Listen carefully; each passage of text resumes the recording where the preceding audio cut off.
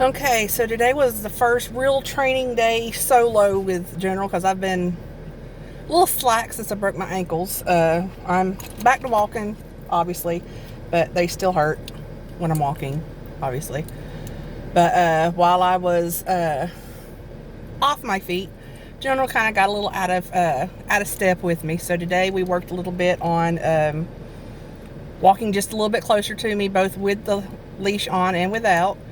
Because, like I said, I've gotten a little slack. I've kind of let him get a little bit ahead of me here and there. And one thing that I noticed that even without the leash on, his prong is his signal that he needs to walk closer to me. So I probably need to start going back to his prong even whenever he's on his e-collar. Sometimes this sounds a little strange for some people because he is working off leash and there's nothing for the collar to actually, there's no way for the collar to actually signal to him whenever he's too far away. But like I tried to explain to some people on a group one time whenever someone asked why someone had their dog on a prong and an e-collar, is if the dog has been conditioned to respond to the prong, it doesn't matter if there's a leash there or not sometimes. So obviously that's what happened today. General kicked into his brain that, oh, I'm on my prong. This means I need to stay closer to the legs instead of just a couple of steps ahead, which is what I let General do whenever I'm feeling a little wobbly. So sometimes we may not realize what signals we give to our dogs until we take those signals away and we're like, why aren't you behaving the way I want you to?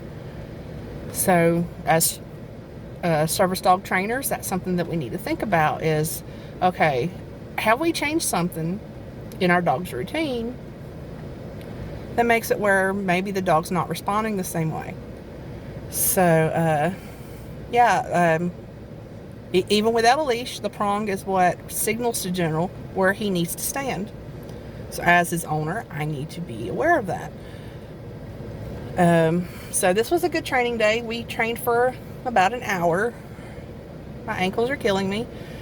And we're hoping to be able to go for a training day on Saturday. That there's a service dog meetup at one of the local malls. And that will be General's first exposure to being around more than 2 dogs at one time. Because he loves being around Diesel and Whiskey. He's only been around both of them at one time once. Otherwise, he's either been with Whiskey or with Diesel. But, and I won't say their handlers' names for their anonymity. But training with multiple dogs is something that I've really wanted to be getting into, especially with the cruise this January, where there's going to be a few dozen handlers and their dogs. So so I hope that Saturday will go well, and today I just needed to do a little tweaking so that I don't look like a fake service dog handler whenever I'm around all those other handlers, which is always a fear that most service dog handlers have, I believe, at one time or another. Wanting to make sure that no one considers their service dog a fake service dog, or that I'm not faking having a disability and just taking a pet around, because that's what a fake service dog is. The dogs don't know how to fake anything. It's the humans. But so again, if you end up coming across a time where your service dog may not be behaving quite the way that your standards have been, just check to see if you've changed one of their cues, and that might be the source of your problem, because that certainly was General's. That and the fact, like I said, I've been very slack since I broke my ankles, and we just haven't really gotten back into the full strict training regimen that we had prior to my breaks.